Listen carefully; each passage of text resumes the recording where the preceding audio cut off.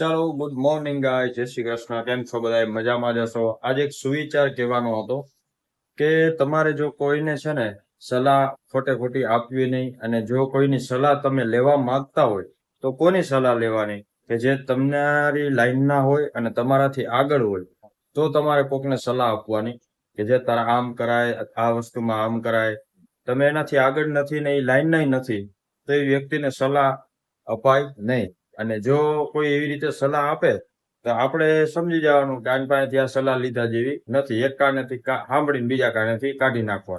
તો તમે તમારી લાઈફમાં આગળ ગ્રો થઈ શકશો, તમારી લાઈનમાં આગળ ગ્રો થઈ શકશો.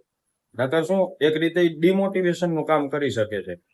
એટલે આપણે કોનું સાંભળવું, કોનું ન સાંભળવું એ આપણે જોવું.